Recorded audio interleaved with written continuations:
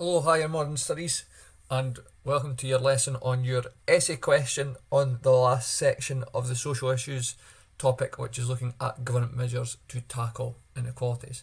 Now, the essay question that you're going to be answering is the following question: to what extent have government policies been effective in reducing social and economic inequalities? And it's going to be a 20-mark question.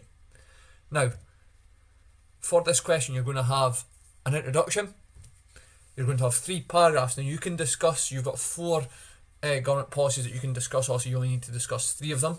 So you have universal credit, you've got the national living wage, you've got free prescriptions, and you have minimum unit pricing. So it's up to you which 3 out of the 4 you want to speak about. The basic structure that you're looking to follow for this question, so the first half of your paragraph, you're looking to discuss how these measures have been effective in reducing social and economic inequalities. And in the second half of your paragraph, you're looking to discuss how these measures have been ineffective in reducing social and economic inequalities.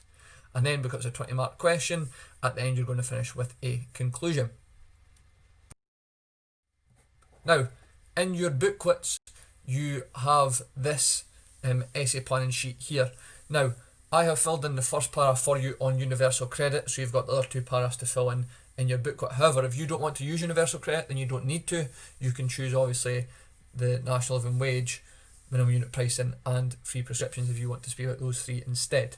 But if you are doing universal credit, here is what you would use for this, just in your essay plan. So we've got point: universal credit is a government policy that has helped to reduce economic and social inequalities. Evidence, which you've got as well: the unemployment rate has gone down since universal credit was introduced in the UK to around 4% in 2020. That was also pre-COVID-19. Analysis and evaluation for this. So this shows universal credit has already had a positive impact, as it has led to more people being in work and less being unemployed.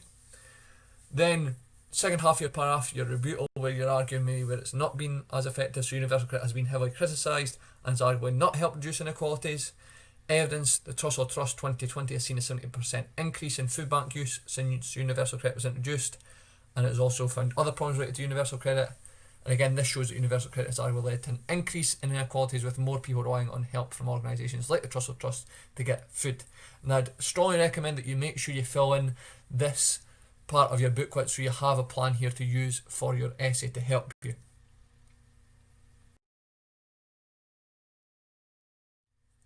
Now, the introduction, you can use this introduction here. You just ultimately need to fill in the blanks. So this is your introduction to your essay here. So we've got here: poverty and poor health are 2 of the biggest inequalities in the UK.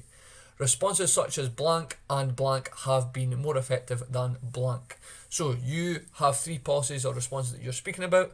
So you could mention, for example, responses such as free prescriptions and minimum unit pricing have been more effective than universal credit. It's up to you which 3 you want to speak about and which ones you think maybe have been more effective. If you maybe think one has been effective, you could say responses such as free prescriptions have been more effective than universal credit and minimum unit pricing. So it's up to you how you want to structure that part there. However, each of them are not without their critiques. Ultimately, this response will argue that government policies have not been effective in reducing social and economic inequalities.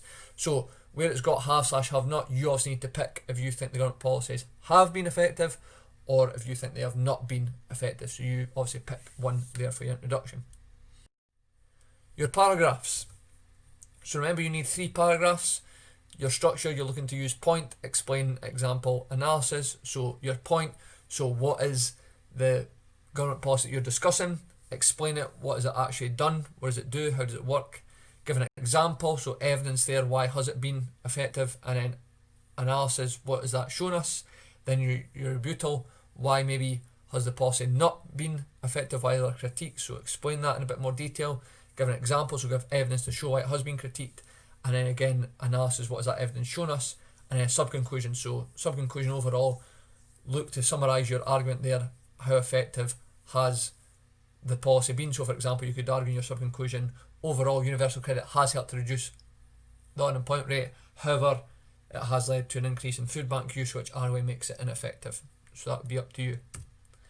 Use your plan also to help you with your paragraphs. Remember, as I said, first half of the paragraph, how the policies have been effective. Second half of the paragraph, how the policies have not been effective.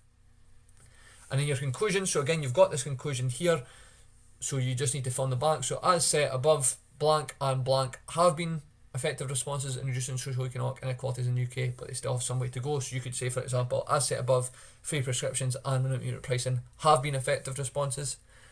Arguably blank may be regarded as one of the better responses, as, so say maybe what response you feel has been the better one. And then overall, it's clear the government has not been effective in reducing social and economic inequalities. So again, you decide there if you think the government has or has not been effective. Now, submitting this essay, you can either write this out in your jotter and just upload a picture of your work via the assignment tab on Teams, or you can type the essay up and upload it via a Word document. Now, you should make sure you submit this essay by Friday the 22nd of January. Along with this essay, you will have other work to do on the USA, which is our last topic, which we're going to be starting. So please make sure that you have submitted this essay by Friday the 22nd of January. If you have any questions, then just ask myself or Miss McAnally. Okay, thank you.